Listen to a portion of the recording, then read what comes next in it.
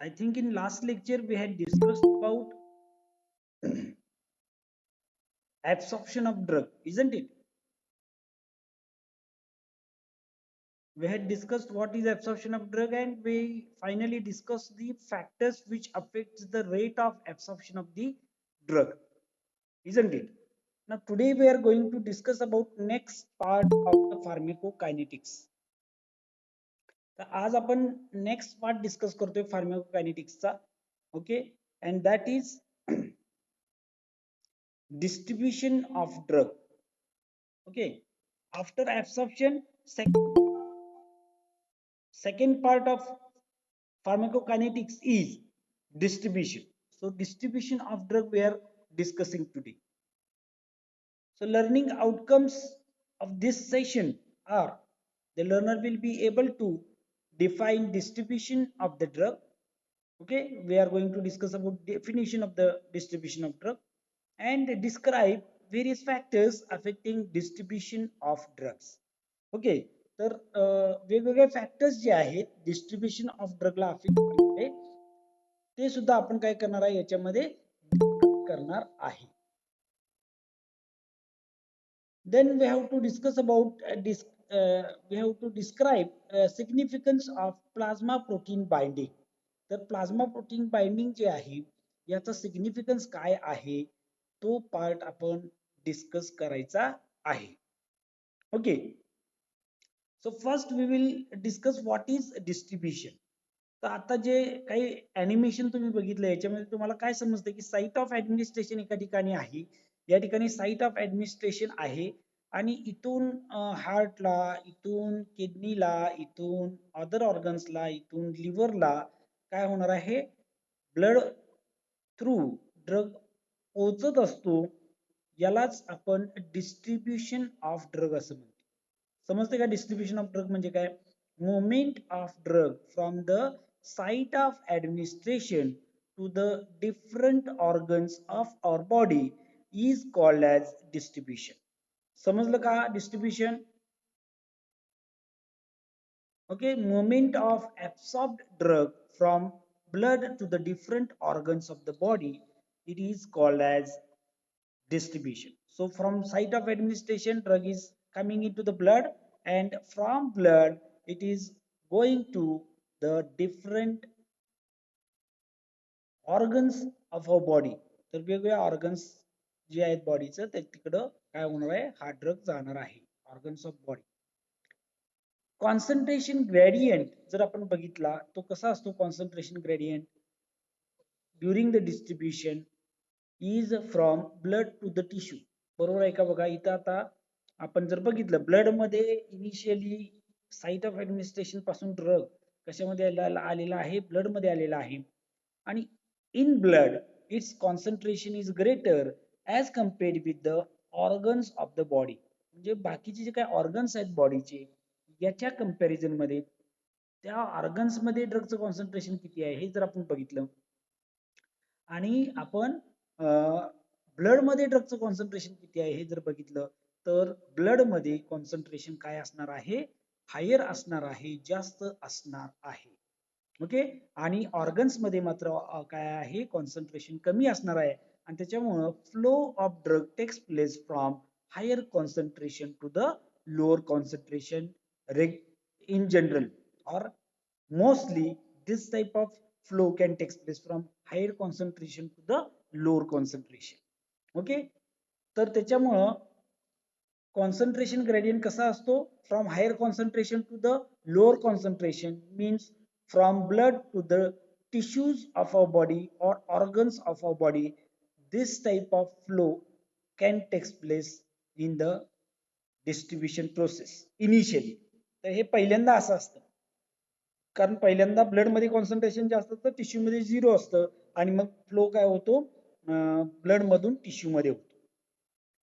Body fluids act as carrier for the distribution of drug. आणि सगळ्यात महत्वाचं body fluid कुठलं आहे, blood is the main important body fluid which act as a carrier for distribution of drug.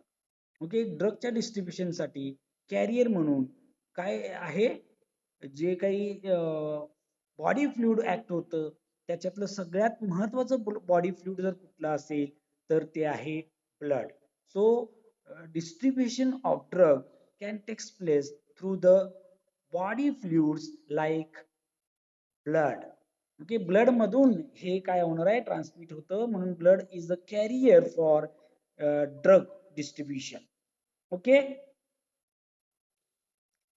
now extent of distribution, on which factors this extent of distribution is dependent upon, that we have to discuss. तर आपल्याला लक्षात घ्यायला पाहिजे की जर distribution होतंय पण ते डिस्ट्रीब्युशन कशा पद्धतीने होतं हे जर आपल्याला बघायचं असेल तर काही फॅक्टर्स त्याच्यामध्ये आपल्याला इन्व्हॉल्व असलेले बघायला मिळतात. Then which factors are involve in the distribution process. तर कोणकोणते फॅक्टर्स इन्व्हॉल्व असतात बघा.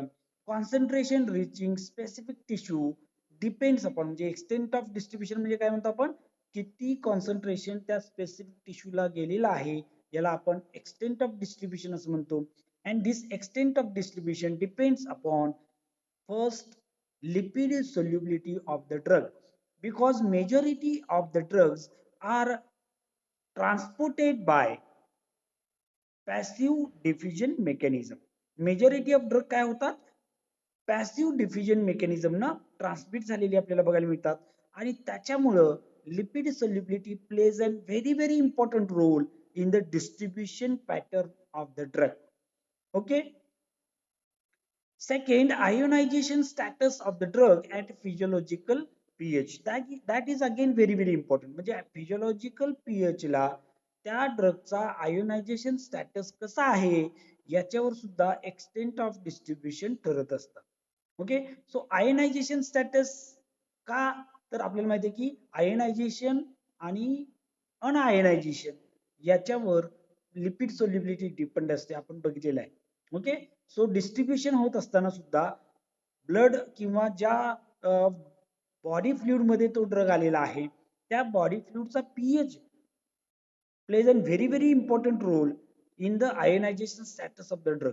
ओके, तर आपल्याला माहिती आहे की weak acidic drug acidic environment मध्ये अनआयोनाइज राहतात आणि चांगले ते लिपिड सोल्युबल होतात जास्त, आणि जास्त लिपिड सोल्युबल असल्यामुळे त्यांचं डिस्ट्रीब्युशन पण त्या पद्धतीने चांगलं होईल, म्हणजे तो ड्रग पलीकडे जाऊ शकतो. पण तोच जर ड्रग आयोनाइज झाला तर मात्र त्याचं ट्रान्सपोर्टेशन पॅसिव्ह डिफ्युजन इझिली होत नाही. लक्षात आलं, म्हणजे आयोनायझेशन स्टॅटस लिपिड सोल्युबिलिटीवर जर डिपेंड असेल डिस्ट्रीब्युशन पॅटर्न, तर आयोनायझेशन स्टॅटस वर पण डिपेंड असणार, कारण आयोनायझेशन स्टॅटस जो ड्रगचा आहे that decides the lipid solubility of the drug. Okay, next is extent of binding to plasma protein. Okay, plasma प्रोटीनला बाइंडिंग किती पद्धतीने होतं, किती स्ट्रॉंग आहे ड्रगचं, याच्यावर सुद्धा डिस्ट्रीब्युशन पॅटर्न ठरलेला असतो. म्हणजे सपोज ब्लड मध्ये असणारे जे काही काय आहेत, ब्लड मध्ये असणारे जे काही आहेत ते सबस्टन्सेस किंवा ड्रग आपण म्हणू, ब्लड मध्ये गेलेला आहे, हा ड्रग तिथल्या प्रोटीन्सला बाइंड होतो आणि तो जर जास्त बाइंड राहिला तर तो टिश्यू मध्ये जाणार नाहीये, लक्षात ठेवा. तर त्याचं जर बाइंडिंग स्ट्रॉंग असेल कशाबरोबर, प्लाझ्मा प्रोटीन बरोबर, तो ड्रग काय होणार नाही, टिश्यू मध्ये इझिली जाणार नाही, कारण बाउंड ड्रग पलीकडे जाऊ शकत नाही. So extent of binding to plasma protein plays a very very important role in the distribution of drug. We have to discuss this plasma protein binding in details in next some slides. Next factor आहे extent of binding to the tissue protein. Tissue प्रोटीनला bind होण्याची ability drug मध्ये आहे का, हा सुद्धा एक महत्वाचा पार्ट आहे. म्हणजे ड्रग जर सपोज आपण हार्ट टिश्यू मध्ये गेला असं म्हटलं, हार्ट मध्ये गेला, कार्डियक मसल्स मध्ये गेला आणि त्या कार्डियक मसल्स मधल्या टिश्यूला तिथल्या प्रोटीनला जर तो बाइंड होऊन राहिला तर तो ड्रग जास्त वेळ त्या टिश्यू मध्ये राहू शकतो, म्हणजेच त्या टिश्यू मध्ये त्याच ऑर्गन मध्ये त्या ड्रगचा इफेक्ट जास्त वेळ राहू शकतो. लक्षात येत आहे, तर डिस्ट्रीब्युशन पॅटर्न असा सुद्धा अफेक्ट होतो की तो ड्रग टिश्यू प्रोटीनला किती बाइंड होणार आहे याच्यावर सुद्धा त्याचं डिस्ट्रीब्युशन पॅटर्न चेंज झालेला आपल्याला बघायला मिळतो. Next is difference in regional blood flow. That is very very important. कारण आपल्याला माहिती आहे की हा कुठलाही ड्रग जो ऍब्सॉर्ब झालेला आहे, हा ड्रग बॉडीच्या वेगवेगळ्या ऑर्गन्सला पोचायचा असेल, पाहिजे त्या कॉन्सन्ट्रेटमध्ये पोहोचायचं असेल, तर त्या ठिकाणी ते फ्लुइड गेलं पाहिजे. म्हणजे blood is the main fluid which is acting as carrier for the distribution of drug. तर डिस्ट्रीब्युशन ऑफ ड्रग साठी महत्वाचा कॅरियर ब्लड आहे आणि ब्लड मधूनच ड्रग डिस्ट्रीब्यूट होणार आहे. म्हणून ब्लड त्या ऑर्गनला किती पोचतं यावर सुद्धा ड्रगचं डिस्ट्रीब्युशन डिपेंड असणार आहे. एखाद्या ऑर्गनला व्हेसलचा सप्लाय, व्हॅस्क्युलर सप्लाय काय असेल, कमी असेल, तर त्या ऑर्गनला ड्रग कमी डिस्ट्रीब्यूट होईल. त्या ऑर्गनला काय होणार आहे, ड्रग कमी डिस्ट्रीब्यूट होणार आहे. लक्षात येत आहे. आणि एखाद्या ऑर्गनला जर ब्लड फ्लो किंवा व्हॅस्क्युलर सप्लाय जास्त असेल, तर मात्र त्या ऑर्गनला ड्रग जास्त पोहोचू शकतो. Okay, so these are the different factors which have to consider while studying the distribution pattern of the drug. Now, factors affecting distribution, महत्वाचे factors आपण बघू. Protein binding is very very important factor which affects the distribution pattern of drug. Next is pathological conditions playing a very very important role in the distribution pattern of the drug. Okay, in pathological condition, distribution of some drugs may be affected. And third is structure of different barriers. So whenever drug has to distribute into organ, कुठल्याही ऑर्गनला तो पोचायचा आहे, तर त्या organ मध्ये जात असताना त्याला काहीतरी क्रॉस करून जायला पाहिजे. That is called as barrier.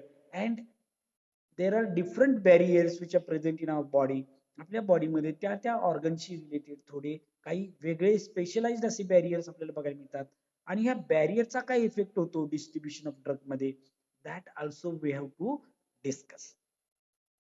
Okay, so first we are dealing with the protein binding. पहिला आपण काय बघतोय, प्रोटीन बाइंडिंग. ओके, इकडे ब्लड व्हेसल आहे. This is the blood vessel. Okay, this is the blood vessel, this is the wall of blood vessel, and this is the organ or tissue. Now how this protein binding plays a very very important role, we have to discuss. First baga, drug is distributed by binding with plasma protein. Drug kasa distribute hoto, drug binds with the plasma protein, and this plasma protein, so bound drug is unable to cross the wall. Bound drug wall cross करू शकत नाही. तुम्हाला लक्षात आलं का, इथे drug प्रोटीनला bind झाला, इथे ड्रग प्रोटीनला बाइंड झाला आणि बाइंड झाल्यानंतर तो पलीकडे जाऊ शकत नाहीये.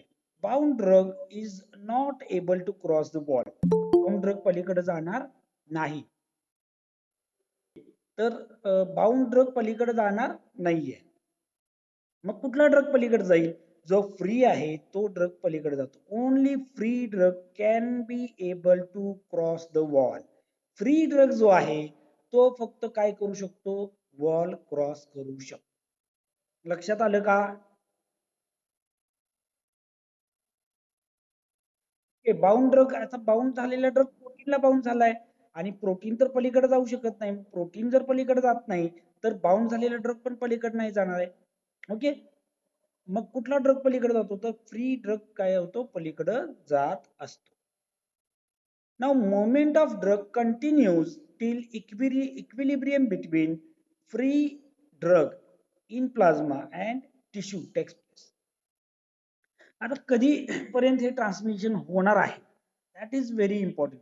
म्हणजे फ्री ड्रग पलीकडे जाणार तर कसा जाणार, तर कुठेतरी ते थांबणार की नाही. जर ब्लड मधलं कॉन्सन्ट्रेशन आणि टिश्यू मधलं कॉन्सन्ट्रेशन ज्यावेळी फ्री ड्रगचं एकसारखं होईल, फ्री ड्रगचं ब्लड मधलं कॉन्सन्ट्रेशन आणि फ्री ड्रगचं टिश्यू मधलं कॉन्सन्ट्रेशन ज्यावेळी एकसारखं होईल, that is called as equilibrium. त्यावेळी इक्विलिब्रियमच्या वेळी काय होणार आहे, moment of drug from blood to the tissue it is stopped. ती काय होणार आहे, स्टॉप होणार. कधीपर्यंत हे ट्रान्समिशन होईल, जोपर्यंत हा इक्विलिब्रियम येत नाही, बॅलन्स होत नाही, दोन्हीकडे एकसारखं कॉन्सन्ट्रेशन जोपर्यंत होत नाही तोपर्यंत ही मुवमेंट फ्री ड्रगची होत राहणार आहे. ओके, समजलं? बघा इकडे 3 मॉलिक्यूल फ्री आहेत आणि इकडे पण 3 मॉलिक्यूल फ्री आहेत. ब्लड मध्ये 3 मॉलिक्यूल फ्री आहेत आणि टिश्यू मध्ये पण 3 मॉलिक्यूल फ्री आहेत. आता फ्लो आपला थांबलेला आपल्याला बघायला मिळतो. मग मला सांगा, हे जे काही ड्रग्ज आहेत प्रोटीनला बाइंड झालेले, हे पलीकडे जाणारच नाहीत का हो? तर असं नाहीये. What happens when free drug goes to the tissue, as per proportion bound drug becomes free and again move into the tissue. तर काय होणार आहे याच्यामध्ये? काय होणार आहे? फ्री ड्रग जसा पलीकडे जाईल तसं जो बाउंड ड्रग आणि फ्री ड्रगचं काय आहे?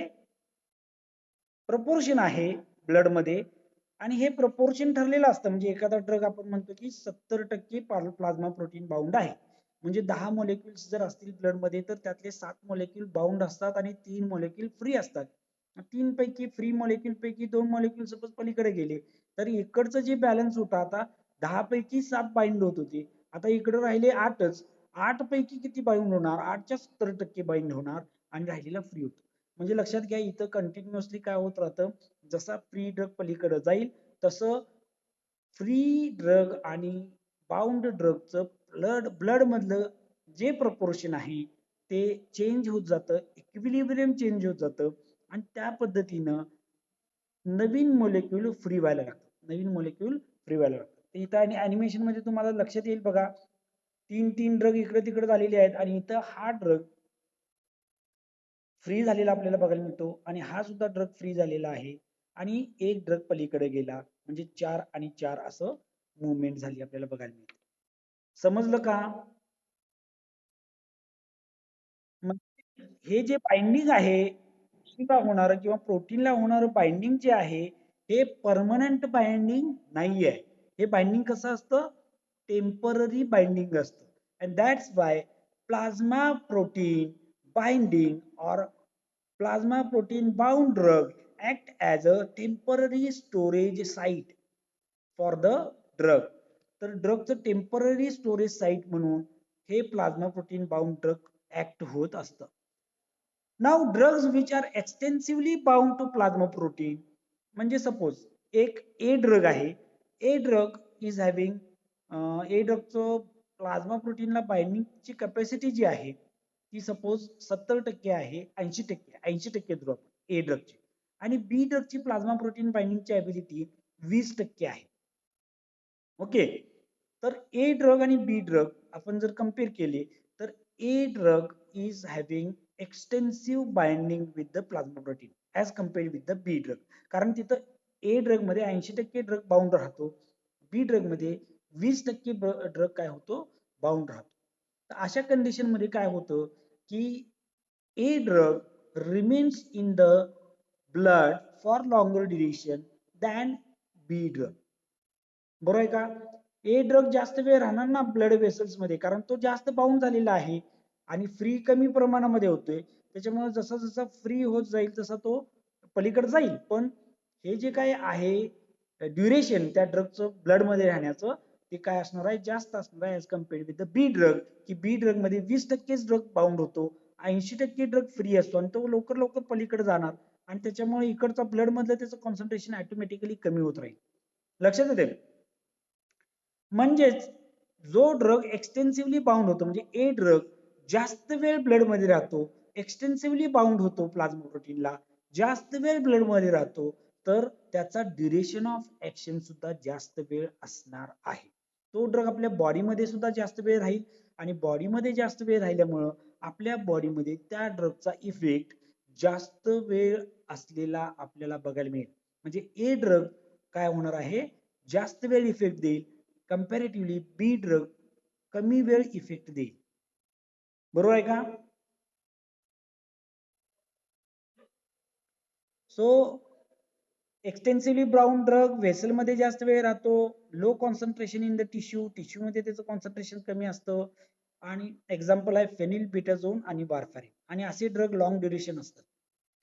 Okay, drug bound to tissue protein. आता ड्रग जर टिश्यू प्रोटीनला बाउंड होत असेल तर काय होतं बघा, म्हणजे ड्रग गेला ऑर्गन मध्ये, इथं लक्षात येईल तुम्हाला, ड्रग ऑर्गन मध्ये गेला आणि ऑर्गन मध्ये गेल्यानंतर तो टिश्यूला बाइंड झाला, टिश्यू प्रोटीनला बाइंड झाला, तर हा बाउंड ड्रग इकडे येणार आहे का ब्लड मध्ये परत? टिश्यू मध्ये जाऊन बाइंड झाला एकदा, तर तो ड्रग परत ब्लड मध्ये येणार आहे का? असं नसतं. म्हणजे लक्षात घ्या, आपल्या बॉडीमध्ये ड्रग गेला, ड्रग गेल्यानंतर टिश्यू मध्ये गेला, टिश्यू मध्ये गेल्यानंतर तो ड्रग परत यायला पाहिजे ब्लड मध्ये, ब्लड मधून परत तो एक्सक्रिटरी ऑर्गन कडे जायला पाहिजे किंवा मेटाबॉलिझमच्या ऑर्गन कडे जायला पाहिजे, तर त्याचं मेटाबॉलिझम आणि एक्सक्रिशन आहे. ड्रग काय आपल्या बॉडीमध्ये एकदा घेतला की आयुष्यभर राहत नाही, तो आपल्या बॉडीमधून एलिमिनेट केला जातो, बॉडीमधून बाहेर फेकला जातो. मग हे बाहेर फेकण्याची प्रोसेस कधी होईल?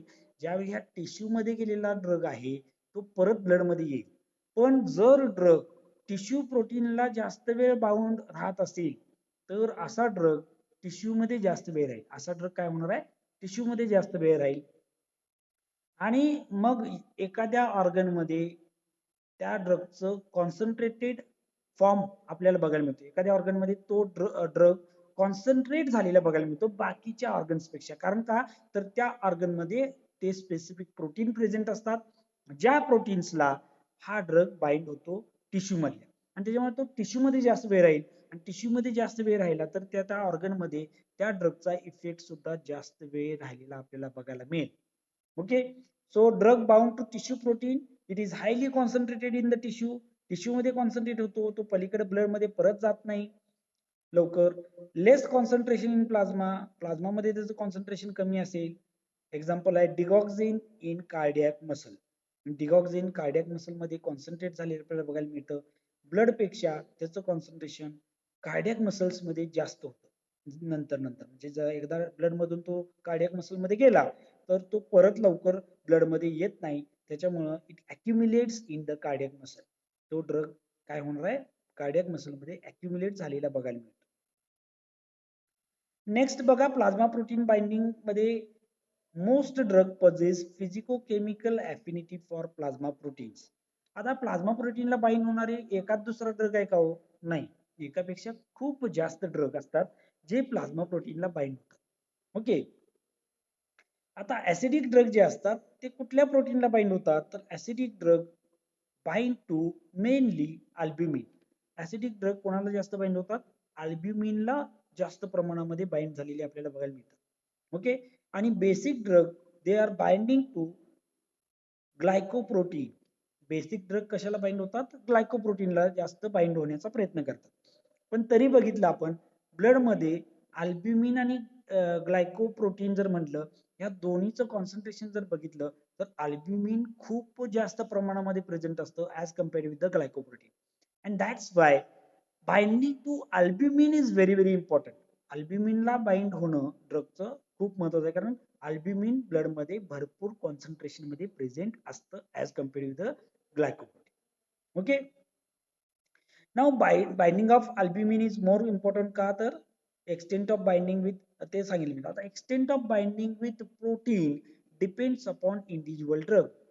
ओके, एखादा ड्रग त्या अल्ब्युमिनला किंवा ग्लायकोप्रोटीनला बाइंड होणार आहे, किती बाइंडिंग त्याचं एक्सटेंट आहे, किती प्रमाणामध्ये तो बाइंड होणार आहे, हे ड्रग टू ड्रग डिफरंट असतं. मी मग सांगितलं ए ड्रग 80% बाइंड होतो आणि बी ड्रग 20% बाइंड होतो.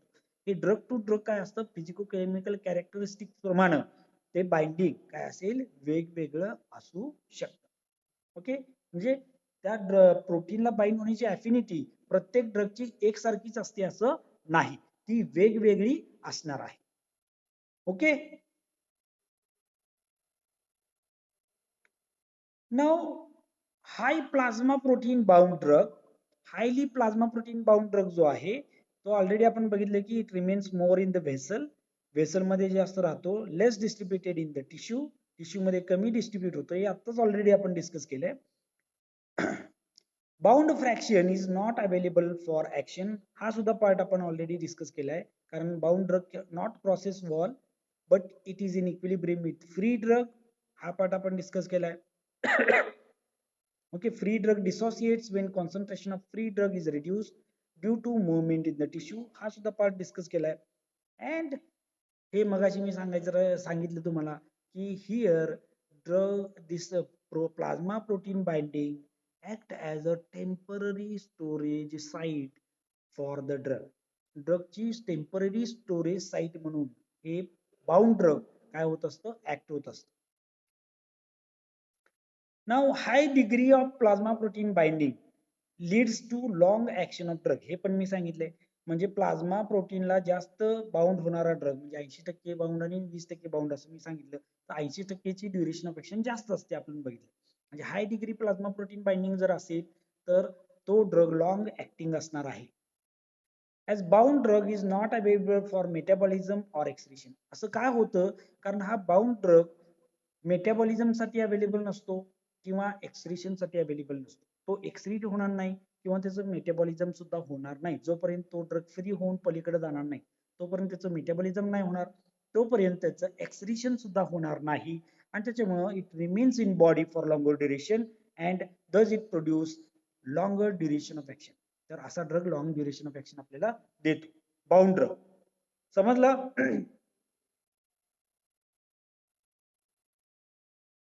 नाउ नेक्स्ट बघा, general plasma concentration refers to bound drugs and unbound drugs.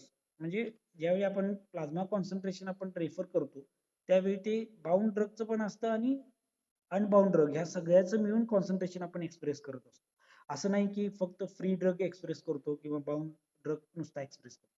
Bound drug पण आणि ब्लड मध्ये ड्रग किती आहे हे सांगत असताना आपण बाउंड ड्रग पण घेतो आणि अनबाउंड ड्रग सुद्धा घेत असतो. Okay. Now degree of binding should be considered while deciding concentration of drug in vivo from concentration of drug that are active in vitro. आता हा पार्ट मी थोडासा एक्सप्लेन करून सांगतो. तर बऱ्याच वेळेला ड्रग नवीन आपण शोधून काढला तर त्यावेळी अॅनिमल वर आपण काही टेस्ट करत असतो. अॅनिमल वर टेस्ट झाल्यानंतर काही इन विट्रो टेस्ट करतो. इन विट्रो म्हणजे काय, बॉडीच्या बाहेर असणाऱ्या टेस्ट आपण की त्याचं डिझोल्युशन कसं होतं, त्याचं डिस्ट्रीब्युशन कसं होतं हे आपण बघत असतो. डिझोल्युशन आपण बघू किंवा डिझोल्युशन ऍब्सॉर्प्शन हा पार्ट बघू. तर ऍब्सॉर्प्शन कसं होणार, डिस्ट्रीब्युशन कसं होणार ड्रगचं, तर हे बघत असताना आपण काही सायम्युलेशन वापरतो. सायम्युलेशन म्हणजे काय, बॉडी सारखी कंडिशन प्रोड्यूस करायचा प्रयत्न करतो बाहेर आउटसाइड द बॉडी आणि ह्या बॉडी सारख्या कंडिशन मध्ये आपण ड्रगचं डिस्ट्रीब्युशन पॅटर्न किंवा ऍब्सॉर्प्शन पॅटर्न चेक करत असतो. पण किती जरी आपण बॉडी सारखी कंडिशन प्रोड्यूस करायची म्हटली तरी सुद्धा सगळी काही आहे तशी बॉडी सारखी कंडिशन बाहेर प्रोड्यूस होऊ शकत नाही. आपण फ्लुइड घेऊ, ब्लडच्या ऐवजी कुठलं तरी लिक्विड घेऊ. ओके, फ्लुइड घेऊ आणि ह्या फ्लुइड मध्ये डिस्ट्रीब्युशन ड्रगचं आपण चेक करू, पण त्या फ्लुइड मध्ये प्रोटीन्स नसणार आहे. त्या फ्लुइड मध्ये काय नसणार आहे, अल्ब्युमिन नसेल, ग्लायकोप्रोटीन नसेल की ज्याला ड्रग बाइंड होऊ शकतो, मग ज्यावेळी आपण अशी इन विट्रो टेस्ट करतो त्यावेळी त्या इन विट्रो टेस्ट करून ज्यावेळी आपण ड्रगचा डोस ठरवणार आहे का ह्युमन बिईंग मध्ये, त्यावेळी आपल्याला ही गोष्ट कन्सिडर करावी लागेल की आपण इथं फक्त फ्री ड्रग कन्सिडर केलेला आहे, पण बॉडीमध्ये गेल्यानंतर ड्रग प्लाझ्मा प्रोटीनला बाइंड होऊ शकतो आणि ह्या बाइंडिंगचं सुद्धा कन्सिडरेशन करून आपण डोस ठरवायला पाहिजे नवीन ड्रगचा. लक्षात येत आहे? तर इन विट्रो टेस्ट वरून आपण ड्रगचं डोस ठरवत असताना आपल्याला काय कन्सिडर करावं लागेल की बाहेर आपण जी टेस्ट केलेली आहे याच्यामध्ये प्रोटीन्स नव्हते आणि प्लाझ्मा प्रोटीन त्याचं बाइंडिंग आपण तिथं कन्सिडर केलेलं नाहीये, पण ज्यावेळी आपण डोस बॉडीमध्ये द्यायचा प्रयत्न करतोय त्यावेळी त्याचं प्लाझ्मा प्रोटीन बाइंडिंग होणार आहे हे आपण कन्सिडर करून डोस ठरवायला पाहिजे. Okay. Now next is plasma protein has binding sites for many drugs. म्हणजे एखादा प्लाझ्मा प्रोटीन असेल तर या प्लाझ्मा प्रोटीन म्हणजे अल्ब्युमिन आपण कन्सिडर करू, ह्या अल्ब्युमिनला एकापेक्षा जास्त ड्रग बाइंड होऊ शकतो. एकच ड्रग बाइंड होतो असं नाही. अल्ब्युमिन वर वेगवेगळ्या ड्रग साठीच्या वेगवेगळ्या बाइंडिंग साईट काय असू शकतात, प्रेझेंट असू शकतात. म्हणजे अल्ब्युमिनला एच ड्रग बाइंड होतो का, नाही, ए ड्रग पण बाइंड होतो, बी पण बाइंड होऊ शकतो, सी पण बाइंड होऊ शकतो, एम पण बाइंड होऊ शकतो. असे वेगवेगळे ड्रग प्लाझ्मा प्रोटीनला बाइंड होऊ शकतात, अल्ब्युमिनला बाइंड होऊ शकतात. ओके, म्हणजे अल्ब्युमिन वर वेगवेगळ्या ड्रग साठीच्या बाइंडिंग साईट प्रेझेंट आहेत. ओके, समजला मुद्दा. Now one drug can bind to many sites. आता एक ड्रग त्या अल्ब्युमिन मोलेक्युलवर किंवा त्या प्रोटीन मोलेक्युलवरच्या एकापेक्षा जास्त बाइंडिंग साईटला सुद्धा बाइंड होऊ शकतो. म्हणजे आता लक्षात घ्या, मगाशी आपण बघितलं की ए आणि बी ड्रग वेगवेगळ्या बाइंडिंग साईटला बाइंड झाले. ए ड्रगच्या दोन बाइंडिंग साईट आहे ए अल्ब्युमिनवर, आता इथं अॅनिमेशन मध्ये दिसतंय. ए ड्रगच्या दोन बाइंडिंग साईट, या दोन्ही बाइंडिंग साईटला अल्ब्युमिनला ए ड्रग बाइंड होऊ शकतो. असं नाही की एका अल्ब्युमिन मोलेक्युलला एकच ड्रग बाइंड होतो, असं काही नाहीये. एका अल्ब्युमिन मोलेक्युलला एकापेक्षा जास्त ड्रग सुद्धा बाइंड, ड्रग मोलेक्युल्स, ए ड्रगचे एकापेक्षा जास्त मोलेक्युल सुद्धा बाइंड होऊ शकतात. One drug can bind to many sites. Okay, more than one drug can bind to same site. आता हे एक महत्वाचं आहे. ए ड्रग ज्या ठिकाणी बाइंड होतो त्याच ठिकाणी सी ड्रग सुद्धा बाइंड होऊ शकतो. ओके, म्हणजे ही जी काय बाइंडिंग साईट आहे अल्ब्युमिन वरची, या अल्ब्युमिन वरच्या बाइंडिंग साईटला एकापेक्षा जास्त ड्रगची अफिनिटी सुद्धा असू शकते, अट्रॅक्शन सुद्धा असू शकते. म्हणजे ज्या ठिकाणी ए ड्रग बाइंड होतो त्याच ठिकाणी सी ड्रग सुद्धा बाइंड होऊ शकतो. समजलं का? आता प्रॉब्लेम काय येतो बघ, प्रॉब्लेम येतो ज्यावेळी हा ए ड्रग आणि सी ड्रग एका वेळी आपण घेतो. ए ड्रग आणि सी ड्रग आपण एका वेळी घेतले, काय होणार हो? ए ड्रग सुद्धा त्याच बाइंडिंग साईटला बाइंड व्हायचा प्रयत्न करेल आणि सी ड्रग सुद्धा त्याच बाइंडिंग साईटला बाइंड व्हायचा प्रयत्न करेल. ओके, म्हणजे ए ड्रग आणि सी ड्रग एकाच वेळी घेतले आपण. ए ड्रग बाइंड झाला सपोज, पण सी ड्रग आपण घेतला, सी ड्रग सुद्धा काय होईल, त्याच बाइंडिंग साईटला बाइंड व्हायचा प्रयत्न करेल. इथं जिंकेल कोण हो? ज्या ड्रग मध्ये त्या अल्ब्युमिनला बाइंड होण्यासाठी हाय अफिनिटी असेल, स्ट्रॉंगर अफिनिटी असेल, स्ट्रॉंगर अट्रॅक्शन असेल, तो ड्रग बाइंड होईल. कशाला? त्या अल्ब्युमिनच्या साईटला. लक्षात येते? म्हणजे आता इथं जर बघितलं आपण, C drug is having higher affinity than A drug to bind with the albumin molecule. तर सी ड्रग मध्ये ए ड्रग पेक्षा जास्त बाइंडिंग ॲबिलिटी आहे, अफिनिटी आहे, स्ट्रॉंग अट्रॅक्शन आहे सी ड्रग मध्ये ए पेक्षा. आणि त्याच्यामुळं ए ड्रग जो बाइंड झालेला होता पूर्वी, ह्या ए ड्रगला सी ड्रगनं काय केलं? ढकलून दिलं. सी ड्रगनं काय केलं? ढकलून दिलं आणि तो स्वतः सी ड्रग त्या बाइंडिंग मोलेक्युलला बाइंड झालेला आहे. ओके, तर ए ड्रगला सी ड्रगनं काय केलं? ढकलून दिलं. ए ड्रगला सी ड्रगनं ढकलून दिलं. म्हणजे सपोज मी एक एक्झाम्पल देतो की एक घर आहे आणि या घरामध्ये दोन भाऊ आहेत. ओके, आणि हे दोघं भाऊ त्या घरासाठी भांडतायत. हे दोन भाऊ घरासाठी भांडतायत. ओके, तर दोघ जण भांडत असताना एक जण दुसऱ्या भावाला बाहेर काढेल. जो कोण बाहेर काढेल दुसऱ्या भावाला? कुठला भाऊ दुसऱ्या भावाला बाहेर काढेल? जो स्ट्रॉंग आहे, ताकदवर आहे, बरोबर आहे की नाही? भांडायला खमका जो असेल तो काय करेल? जो दुसरा आहे त्याला ढकलून देईल बाहेर घराच्या. तसंच इथं आहे. ए ड्रग आणि सी ड्रग मध्ये जर आपण बघितलं, सी ड्रग हा खमका आहे, स्ट्रॉंग आहे त्याचं बाइंडिंग अल्ब्युमिन बरोबर, आणि ए ड्रगचं बाइंडिंग तसं कमकुवत आहे. त्याच्यामुळं हे दोन्ही ड्रग ज्यावेळी आपण घेतो त्यावेळी डिस्प्लेसमेंट रिएक्शन झालेली बघायला मिळते. C drug displaces A drug from the binding site. C drug A ड्रगला ढकलून देतो, डिस्प्लेस करतो आणि आपण स्वतः बाइंड होतो बाइंडिंग साइट. लक्षात आलं का? ओके, आता अशा कंडिशन मध्ये काय होतं बघा, A drug remains in free form. In higher concentration. बरोबर आहे का?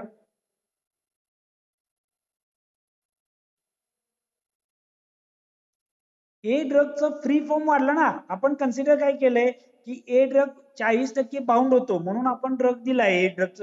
ए ड्रगचा डोस आपण कसा दिलाय की ए ड्रग प्लाझ्मा प्रोटीनला 40% बाइंड होणार आहे हे कन्सिडर करून आपण दिलाय.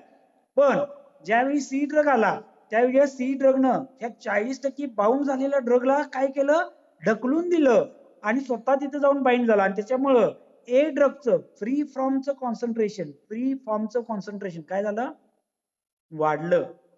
आणि जेवढा फ्री झालेला ड्रग असेल तो जास्त कॉन्सन्ट्रेशन मध्ये कुठं जाईल, टिश्यू मध्ये जाईल. आणि टिश्यू मध्ये गेला की टिश्यू मध्ये जास्त कॉन्सन्ट्रेशन मध्ये गेल्यामुळं एक्सपेक्टेशन पेक्षा जास्त कॉन्सन्ट्रेशन मध्ये तो ड्रग टिश्यू मध्ये गेल्यामुळं काय होईल, टिश्यू मध्ये त्या ड्रगचे टॉक्सिक इफेक्ट्स बघायला मिळतील आपल्याला. त्या ड्रगचे काय होणार आहे, टॉक्सिक इफेक्ट्स बघायला मिळतील. समजलं? Okay. It produces toxicity of a drug. का तर ए ड्रग फ्री जास्त झाला आणि फ्री ड्रग टिश्यू मध्ये जास्त जातो आणि टिश्यू मध्ये एक्सपेक्टेशन पेक्षा जास्त कॉन्सन्ट्रेशन मध्ये ड्रग गेला ए आणि त्याच्यामुळे ए ड्रगची टॉक्सिसिटी त्या ऑर्गनवर आपल्याला बघायला मिळेल. Okay. So that is nothing but the displacement reaction. याला आपण काय म्हणतो, डिस्प्लेसमेंट रिएक्शन, टसल म्हणू आपण. भांडणं होत असतात, ड्रग सुद्धा भांडत असतात, लक्षात ठेवा. मग अशी म्हणजे एक्झाम्पल बघा, फेनिलबिटाझोन अँड सॅलिसिलेट्स डिस्प्लेसेस टॉल्बिटामाइड. तर टॉल्बिटामाइड नावाचा ड्रग जो आहे, ह्या टॉल्बिटामाइड हा ड्रग आणि फेनिलबिटाझोन हा ड्रग हे दोन्ही एकत्र घेतले तर टॉल्बिटामाइड जसा प्लाझ्मा प्रोटीनला बाइंड व्हायला पाहिजे होता तेवढा होणार नाही, कारण फेनिलबिटाझोन त्याच ठिकाणी बाइंड होतं जिथं टॉल्बिटामाइड बाइंड होतं. आणि टॉल्बिटामाइड फ्री फॉर्म मध्ये जास्त राहिल्यामुळे टॉल्बिटामाइडची टॉक्सिसिटी प्रोड्यूस होईल. दुसरा आहे इंडोमिथॅसिन डिस्प्लेसेस वारफेरिन. इंडोमिथॅसिन वारफेरिनला डिस्प्लेस करतं. वारफेरिन ज्या ठिकाणी बाइंड होत असतं प्लाझ्मा प्रोटीनला त्याच ठिकाणी इंडोमिथॅसिन सुद्धा बाइंड होतं आणि त्याच्यामुळं वारफेरिन ची टॉक्सिसिटी प्रोड्यूस होणार आहे, कारण वारफेरिन फ्री फॉर्म मध्ये जास्त अवेलेबल होतं. नाउ नेक्स्ट बघा, हायपोअल्बिनिमिया may leads to decrease in albumin level in the plasma below normal levels. लक्षात घ्या, जर ब्लड मधलं अल्ब्युमिन कमी झालं असेल, ज्याला आपण हायपोअल्बिनिमिया असं म्हणतो, तर अल्ब्युमिनचं प्रमाण ब्लड मधलं कमी झालं तर ड्रग आपण घेतला, एक्सपेक्ट केले की हा ड्रग 50% बाउंड होणार आहे प्लाझ्मा प्रोटीनला, पण ड्रगचा डोस जो घेतलेला आहे या ड्रगच्या डोस पैकी 50% ड्रग बाउंड होण्यासाठी जेवढं अल्ब्युमिन पाहिजे ब्लड मध्ये तेवढं अल्ब्युमिनच प्रेझेंट नसेल, काय होईल हो, बाइंडिंग होईल का, बाइंडिंग नाही होणार. आणि मग 50%च्या ऐवजी 30%च ड्रग बाइंड होईल, 20% एक्स्ट्रा फ्री होईल. आपण एक्सपेक्ट काय करत होतो, 50% फ्री होणार, 50% बाउंड होणार. आता काय झालं, 70% फ्री झाला आणि 30% बाउंड झाला, कारण अल्ब्युमिनच तेवढं प्रेझेंट नाही. आणि त्याच्यामुळे काय होईल, हा 70% 50% एक्सपेक्ट करून आपण काय केलं की हा फ्री ड्रग तिथं जाणार आहे साइट ऑफ ऍक्शनला आणि ऍक्शन प्रोड्यूस करणार आहे असं आपण कन्सिडर केलं, टिश्यू मध्ये जाणार. पण आता 70% ड्रग अवेलेबल आहे आणि 70% ड्रग अवेलेबल आहे तर तो ड्रग आता 50%च्या ऐवजी 70% ड्रग अवेलेबल आहे साइट ऑफ ऍक्शनला किंवा टिश्यू मध्ये, आणि मग टिश्यू मध्ये त्याची टॉक्सिसिटी प्रोड्यूस होते. ओके. तर या कंडिशन मध्ये सुद्धा काय होणार आहे, higher concentration of free form of drugs and it increases toxicity of the drug. ह्या ड्रगची काय होते, टॉक्सिसिटी प्रोड्यूस होणार आहे. ओके, समजलं? नेक्स्ट बघा, पुढचा फॅक्टर आहे पॅथॉलॉजिकल कंडिशन. पॅथॉलॉजिकल कंडिशन पैकी एक पॅथॉलॉजिकल कंडिशन आताच आपण डिस्कस केली, दॅट इज हायपोअल्बिनेमिया. ओके. आता हायपोअल्बिनेमिया का होतो ते पण बघणारच आहे, पण आता दुसरी condition congestive heart failure. Congestive heart failure जर झाला असेल तर त्याच्यामध्ये काय होतं की टिश्यू फ्लुइडचं डिस्ट्रीब्युशन अफेक्ट झालेलं असतं. वॉटर जे आहे आपल्या बॉडीमध्ये त्याचं डिस्ट्रीब्युशन अफेक्ट झालेलं असतं. वॉटरचं डिस्ट्रीब्युशन अफेक्ट झालं म्हणजे टिश्यू फ्लुइड वाढलेलं असतं आणि टिश्यू फ्लुइड वाढलं की काय होणार, majority of drug remains in the tissue fluid. Tissue fluid मध्ये ड्रग जास्त लागेल कारण टिश्यू फ्लुइडचं कॉन्सन्ट्रेशन वाढलेलं आहे आणि एक्सपेक्टेड इफेक्ट आपल्याला ड्रगचा मिळणार नाही कारण त्याचं कॉन्सन्ट्रेशन कमी दिसायला लागेल आपल्याला कारण टिश्यू फ्लुइडचा व्हॉल्यूम वाढलेला आहे.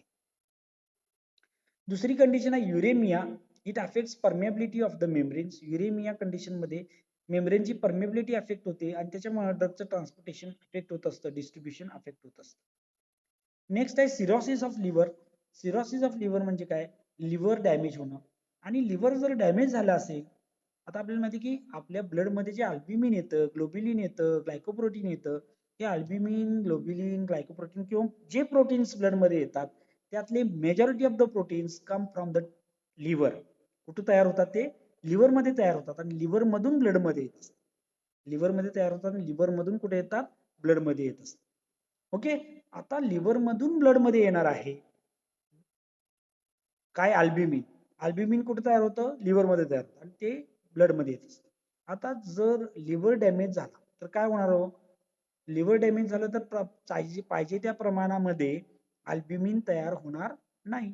अल्ब्युमिन पाहिजे त्या प्रमाणामध्ये तयार नाही झालं तर ब्लड मध्ये पाहिजे तेवढं अल्ब्युमिन येणार नाही आणि अल्ब्युमिनचं प्रमाण कमी झालं तर आपण ऑलरेडी मगाशी बघितले की काय होतं, अल्ब्युमिनचं प्रमाण जर कमी झालं किंवा प्रोटीनचं ब्लड मधलं प्रमाण जर कमी झालं तर ड्रगचं बाइंडिंग प्रॉपरली होत नाही आणि एक्सपेक्टेशन पेक्षा जास्त ड्रग फ्री राहायला लागतो आणि जास्त ड्रग फ्री राहिला तर तो टॉक्झिसिटी प्रोड्यूस करू शकतो. Okay, so this is the second factor, that is pathological conditions, how these are going to affect the distribution of drug. Okay, free ड्रगचं अक्युमुलेशन होतं, कॉन्सन्ट्रेशन वाढायला लागतं आणि टॉक्सिसिटी प्रोड्यूस होईल. Now next factor and last factor, that is the barriers. Barriers कोणकोणते आहेत, आता blood brain barrier महत्वाचा आहे आणि प्लॅसेंटल बॅरियर, दोन महत्वाचे बॅरियर्स आपण डिस्कस करणार आहे, ब्लड ब्रेन बॅरियर आणि placental barrier. Okay, so we will discuss blood brain barrier. पहिल्यांदा बघूया.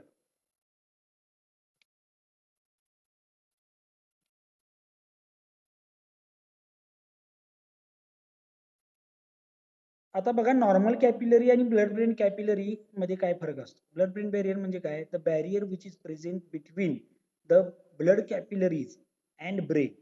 ब्रेनला सप्लाय होणाऱ्या ज्या काही ब्लड कॅपिलरीज आहेत या आणि याची वॉल आणि ब्रेन यांच्यामध्ये जो बॅरियर प्रेझेंट असतो त्याला आपण ब्लड ब्रेन बॅरियर असं म्हणतो. तर काय फरक आहे बघा, नॉर्मल कॅपिलरीज इकडे आपल्याला दिसत आहेत. नॉर्मल कॅपिलरीज मध्ये एपिथेलियल सेल्स कशा पद्धतीने अरेंज झालेले आहेत बघा, तर याच्यामध्ये एपिथेलियल सेल्स लूजली अरेंज झालेले आहेत आणि याच्यामुळं पेरिसेल्युलर स्पेसेस या कॅपिलरी वॉल मध्ये प्रेझेंट असतात, म्हणजे गॅप प्रेझेंट असतात. बघा, इथं दिसतोय, इथं गॅप दिसतोय, इथं गॅप दिसतोय, बरोबर आहे की नाही. या पेरिसेल्युलर स्पेसेस खूप प्रमाणामध्ये नॉर्मल कॅपिलरी मध्ये प्रेझेंट असतात आणि हे बेसमेंट मेम्ब्रेन आहे. पण इथं जर बघितलं आपण ब्रेन मधल्या ज्या कॅपिलरीज आहेत यांच्यामध्ये जर बघितलं आपण, these epithelial cells are tightly arranged. त्या एकमेकाला कशा अरेंज झालेल्या आहेत, टाइटली अरेंज झालेल्या आहेत आणि त्याच्यामुळं त्यांच्यामध्ये कुठल्याही प्रकारचा पेरिसेल्युलर स्पेसेस किंवा गॅप्स प्रेझेंट नाही. ओके, तर लक्षात घ्या, इथं गॅप्स प्रेझेंट असतील तर जेवढे गॅप प्रेझेंट असणार आहेत तेवढा ड्रग पलीकडे जाऊ शकतो इझिली. इथं तो ड्रग इझिली पलीकडे जाणार आहे का हो, नाही जाणार. ओके, बघा, लूज अरेंजमेंट आणि टाईट अरेंजमेंट ही पहिली डिफरन्स आपल्याला कॅपिलरीज मध्ये बघायला मिळतो, नॉर्मल आणि capillaries present in the brain. दुसरं जर बघितलं आपण, the epithelial cells in case of capillaries in brain, these are covered with another cells which are called as glial cells or choroidal epithelium. Okay, म्हणजे epithelial टिश्यूच्या वरच्या बाजूला आणखी एक covering present असतं ग्लियल सेल्सचं किंवा ज्याला आपण कोरॉइडल एपिथेलियम असं म्हणतो, यांचं कव्हरिंग त्याला प्रेझेंट असतं ब्रेन मधल्या कॅपिलरीज मध्ये. इंटरसेल्युलर स्पेसेस नॉर्मल कॅपिलरी मध्ये प्रेझेंट असतात. In case of capillaries present in the brain, there is no presence of intracellular spores. आता बघा लिपिड इनसोल्युबल ड्रग, इथं आपण बघितलं लिपिड इनसोल्युबल ड्रग या गॅप्स मधून गेला पलीकडे. लिपिड इनसोल्युबल ड्रग काय झालं, या गॅप मधून इकडं कॅपिलरी मधून एंटर झाला. पण हा लिपिड इनसोल्युबल ड्रग ब्रेन मधल्या कॅपिलरी मध्ये मात्र ब्रेन मधल्या कॅपिलरी मधून पलीकडे जाऊ शकत नाही. ब्रेन मधल्या कॅपिलरी मधून पलीकडे जाऊ शकत नाही. ओके, लिपिड सोल्युबल ड्रग दोन्हीकडे पलीकडे जातात, अलीकडे पलीकडे जाऊ शकतात. ओके, म्हणजे लक्षात घ्या ह्या कॅपिलरीज मध्ये जसं आत शिरण्यासाठी लिपिड सोल्युबल ड्रग पाहिजे, तसाच हा ड्रग पलीकडे जाण्यासाठी ब्रेन मध्ये जाण्यासाठी सुद्धा काय लागतं, लिपिड सोल्युबिलिटी असणं गरजेचं आहे.